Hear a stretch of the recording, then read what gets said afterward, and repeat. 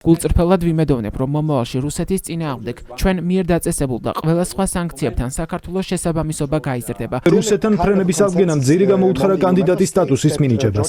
თქვენ ხართ ლიდერი, რომელსაც აქვს მჭიდრო კავშირები რუსეთთან. ფიქრობ, ის უფრო ახლოს არის რუსეთთან ვიდრე ევროპასთან. როცა გავიგე, რომ ფრენები რუსეთთან აღდგა, ძალიან გაკვირვებული დავრჩი, რადგან საქართველოში ვიზიტის დროს მთავრობა გვარწმუნებდა, რომ არიან პროევროპელები.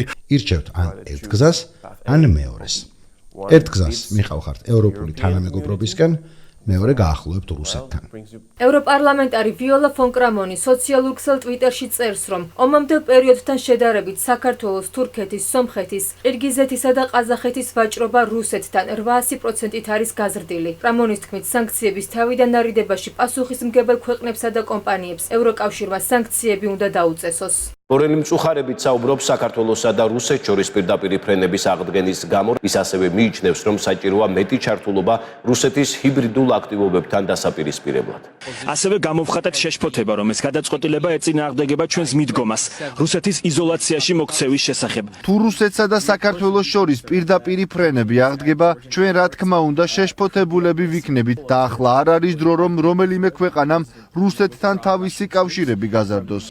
ფიქრობ, სასარგებლო იქნება ვლადიმერ პუტინთან საუბრის განახლება. დროა ევროპამაც ისაუბროს რუსეთთან. შესაბამისად, რაღაც დროს საჭირო იქნება პრეზიდენტ პუტინთან საუბარიც. ევროკავშირი რუსეთთან მოლაპარაკებებისთვის სპეციალური წარმომადგენლის დანიშნას გეგმავს. რამდენიმე წლის წინ ასეთ პოზიციაში ვიყავით, რომ აგრესორებთან არ ვსაუბრობდით. ახლა კი იმაზე ვწუხართ, რომ მოლაპარაკებების მაგიდასთან არ ვართ. ევროპელებმა რატომ არ უნდა აწარმოონ მოლაპარაკებები? ჩვენ ნამდვილად გვჭირდება წარმომადგენელი, თუ საჭირო იქნება, მზად ვარ მეწავიდე. საბოლოოდ მივახციოთ ხანგრძლივ ბალანსს ჩვენს უდიდეს ევროპელ მეზობელ რუსეთთან. რუსეთი არის ევროპული ქვეყანა. საფრანგეთის, იტალიის, ავსტრიის, ჩეხეთისა და ლუქსემბურგის შემდეგ ახლა უკვე ლატვიას და ესტონეთს მოსკოვთან დიპლომატიური არხების აღდგენა.